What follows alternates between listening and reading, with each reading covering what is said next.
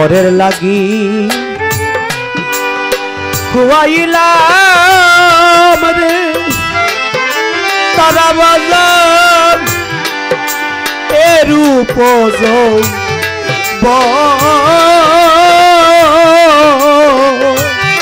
করে যেমন আমার আখি দুটি খুয়াইলাম রে তবু পেলাম না তার পরের লাগি আমি পরের লাগি খুয়াইলাম রে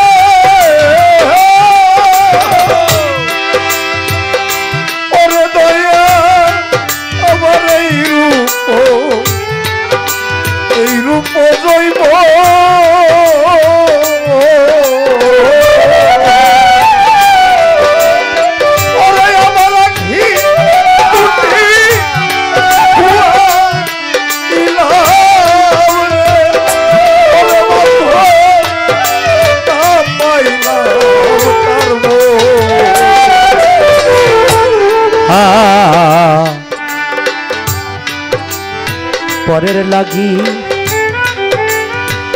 পরের লাগি খুয়াইলাম রে ও দরদি আমারে রূপ এ রূপ যৌব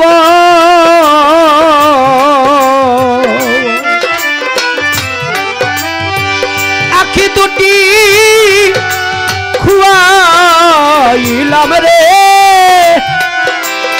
আমি পেলাম না তার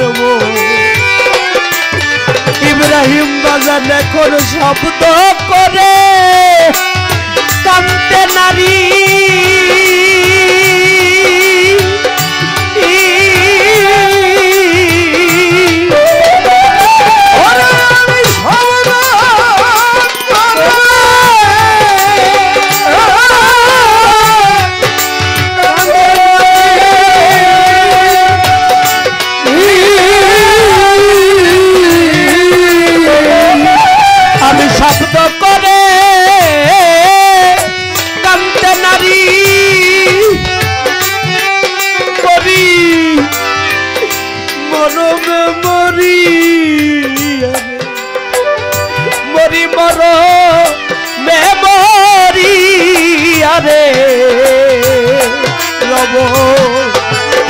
আর কত কাল এ পরের জ্বালা সইয়া রে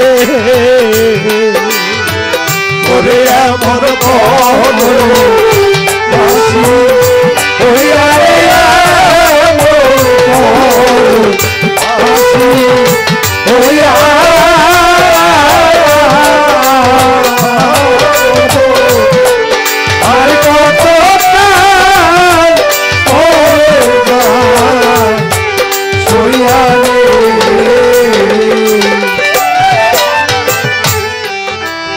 তীর্থযাত্রী কান্দে যেমন হারাইয়া তার সাথী ওরে ভবে পতিহারা সতী কান্দে রে যেমন চন্দ্রহারা রাতি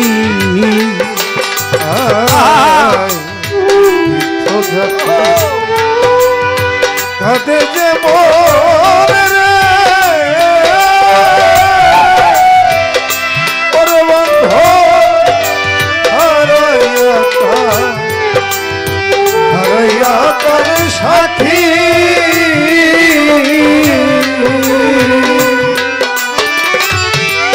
ওরে পতিহারা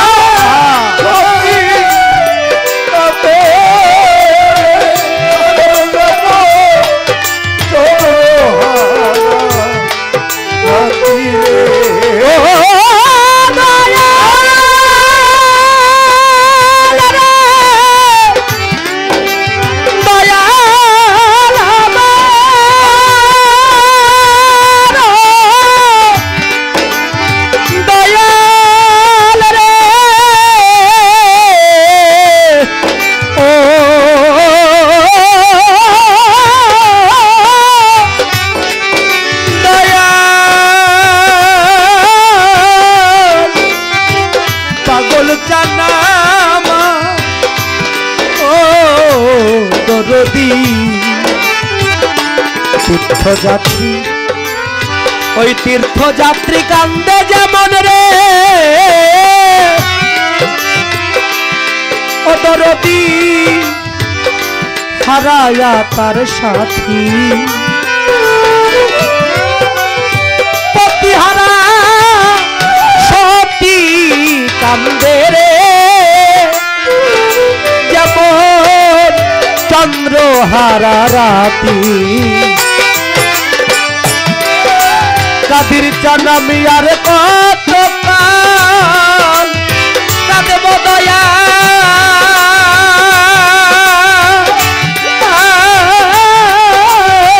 পরশ চাই ওরে আমি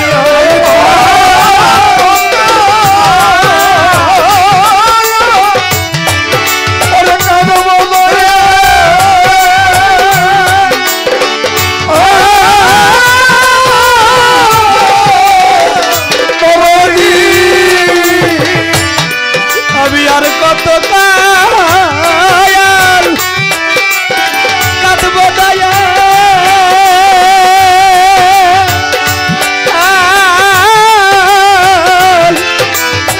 তোমায় হারা হইয়া দরদি রে তোমায় হারা হইয়া রে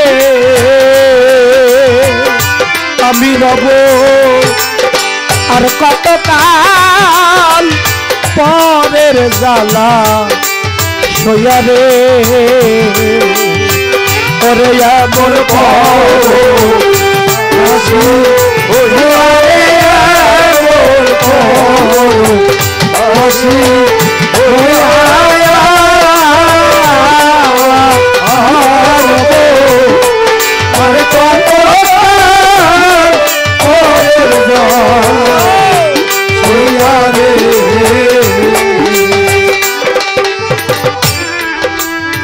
আমার আমার অন্তরে এই অন্তরে অনন্ত ব্যথা রে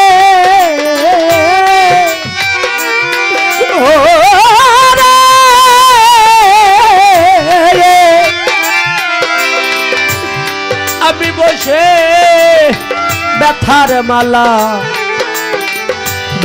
মালা গাথি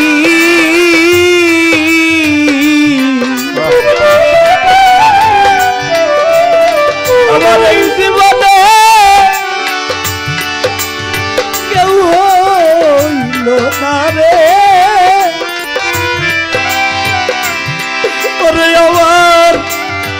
আমার কৃষ্ণ সেবার সাথী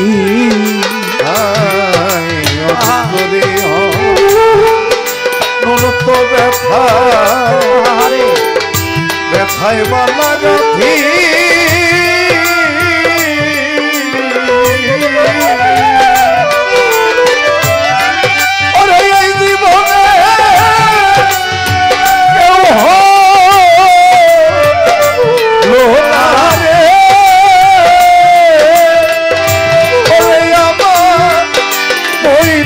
সেবা সাথী রে অন্তরে অনন্ত ব্যথা। আমাদের মহাত্মা লালন সাইজির ঘরানা একজন সাধক, নাম তার সাত্তার সাইজি। তার লেখা একটি কালামের মধ্যে আছে, কারো ব্যথা কেউ বুঝে না, যার যা ব্যথা তারই ভাবনা। আপনার হৃদয়ের মধ্যে কতটুকু যন্ত্রণা, কতটুকু ব্যথা, কতটুকু দুঃখ, কতটুকু না পাওয়া, আপনার মুখটা দেখে জগতে কোনো দরদি নাই যে আপনার ব্যথাটা বুঝে আপনাকে বুকের মধ্যে জড়ায় টান দিয়ে নিবে। তাই তো জগতে কারো ব্যথা কেউ বুঝে না, যার যা ব্যথা তারই ভাবনা। কত কাঁদলাম, কেন কাঁদি, কিসের কারণে কাঁদি, কোন কারণে কাঁদি?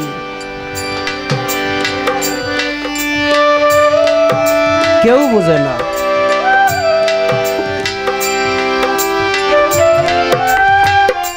ভাবক কবি, প্রেমিক কবি, সাধক কবি চিরবনী পাগল বিজয় সরকার বললেন, আমার অন্তরে এই অন্তরে অনন্ত ব্যথা,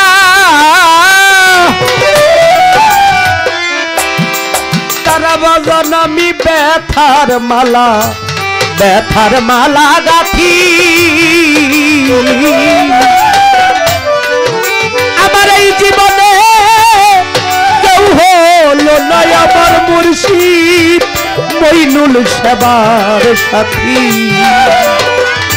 আমি ব্যথার মালা গলায় লয়া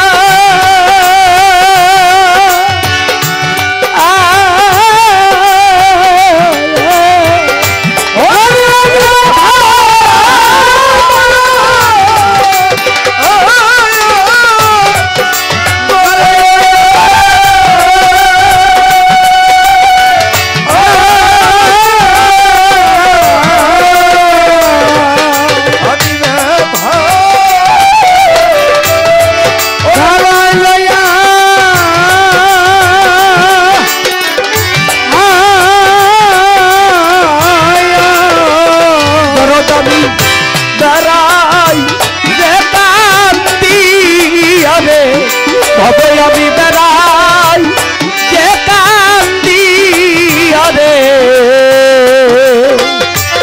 রব আর কতকাল এ পরের জ্বালা সইয়ারে হাসি হইয়ারে হাসি হইয়া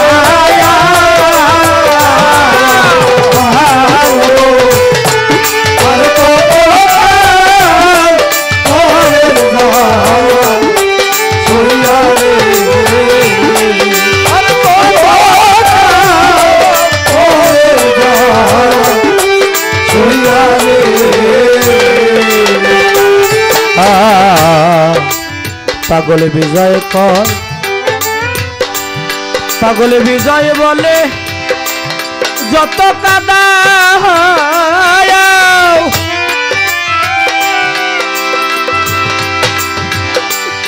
দরদি আমার তাতে তাতে দুঃখ না।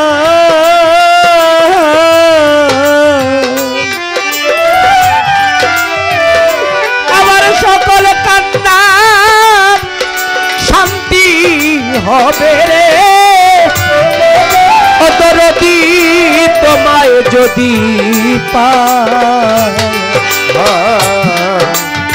জয় বলে যত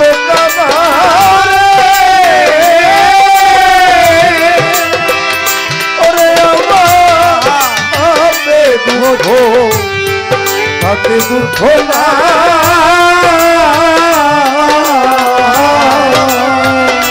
ওরে আমার সকল কান্না যেন রে অদরদি তোমার দেখা পায়রে। পাগল বিজয় বলে যত কান্দা রে ওরে ওরে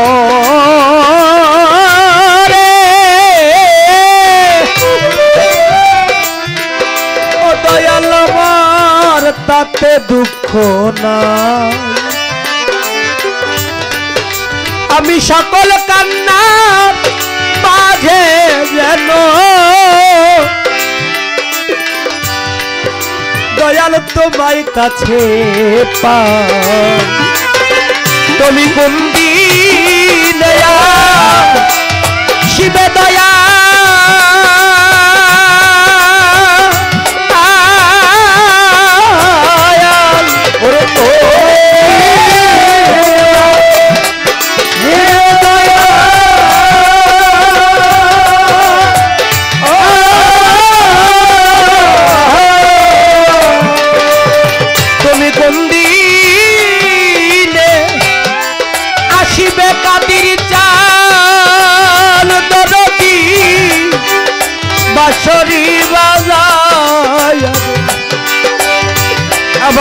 গানের সে যে বাঁশরি বাজায় রে রব আর কত কাল এ পরের জ্বালা সইয়া রে। গান মানুষের জ্ঞানের কথা বলে। ভাত খাইলে হয় পেটের ক্ষুধা নিবারণ, আর গান শুনলে আশেক যারা, ভাবুক যারা, প্রেমিক যারা, তাদের আত্মার ক্ষুধা নিবারণ। কিন্তু দরদিরা, একটা শিল্পী গানের মধ্যে কি বলতে চায়, কি বুঝাতে চায়, এটা অনেকে বুঝে, আবার অনেকে বুঝেও বোঝার চেষ্টা করে না। আমাদের টাঙ্গাইল, মানিকগঞ্জ এই দিকের অনেকটা সাইট আছে, তত্ত্বশাস্ত্র ভালো গান জানুক সে না জানুক, খালি স্টেজে ওইটা কইল আমার জ্বালা জুড়াই না আর চোখের পানি ছাইরা দিলি হয়।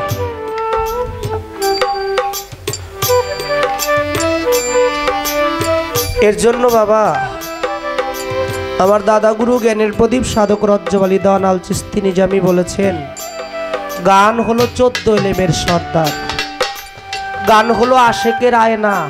যে গান বুঝে না সে যেন গানের কাছে যায় না, আর যেই শিল্পীরা বুঝা গান গায় না সেও যেন কোনোদিন গান গায় না। আমার বাবাজি বলে, বারবার বলে যে তোমরা শিল্পীরা এখন খালি টাকার ধান্দা। বাবা, যুক্তি বুদ্ধি কইরা কখনো প্রেম হয় না।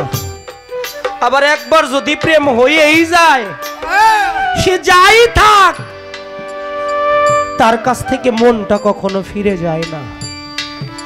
ভাবুক কবি, প্রেমিক কবি, সাধক কবি চূড়ামণি পাগল বিজয় সরকার বললেন, তীর্থযাত্রী কান্দে যেমন হারাইয়া তার সাথী, পতিহারা সতী কান্দে যেমন চন্দ্রহারা রাতি। সনাতন ধর্মে এক সময় বিয়ে করলে স্বামী যদি মারা যাইতো, বিধবার বিয়ে বসতে পারতো না। এখন নতুন আইন হইছে, কিন্তু ভাবুক কি তার কথা বলেছে? তার কথা বলে নাই।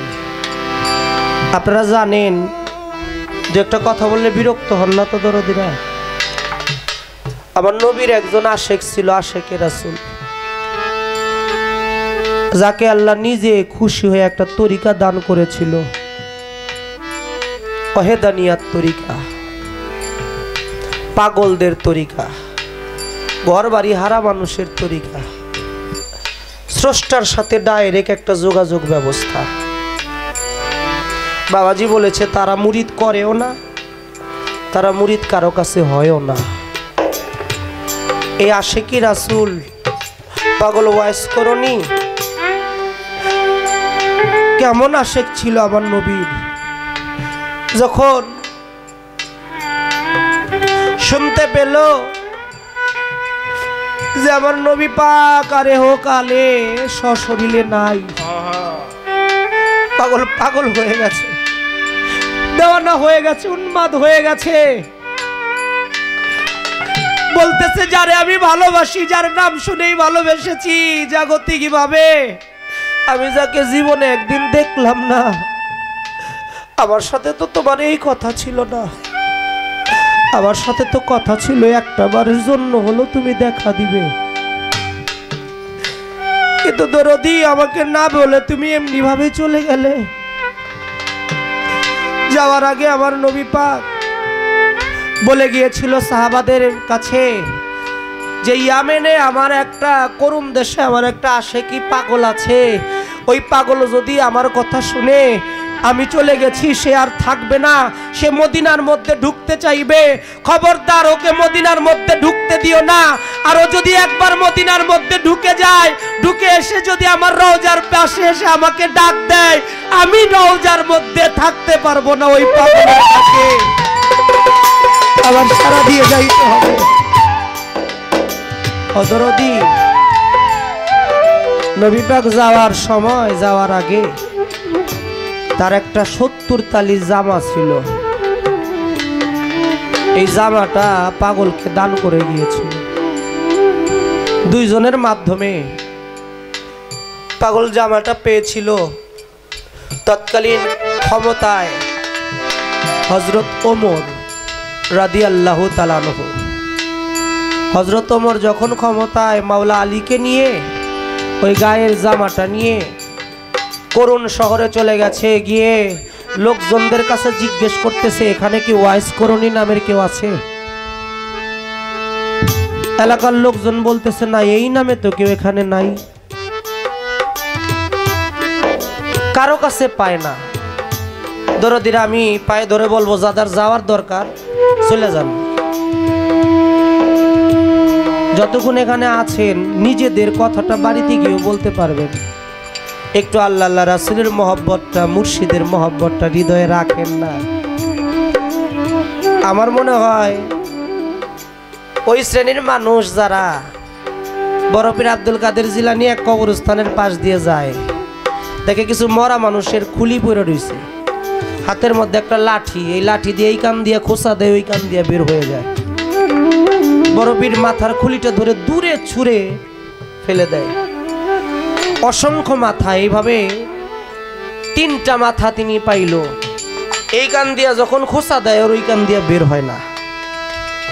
বড় পীর তার ভক্তদেরকে বললেই মাথা 3টা পুনরায় তোমরা আবার গোসল করাও, দুধ দিয়া গোসল করায় পুনরায় আবার এটা তোমরা দাফন করো। ভক্তরা একটু কৌতূহলে জিজ্ঞেস করলো, হুজুর ব্যাপারটা তো বুঝলাম না। কয় দেখো, এই যেই মাথাগুলো আমি ছুঁড়ে ফেলে দিলাম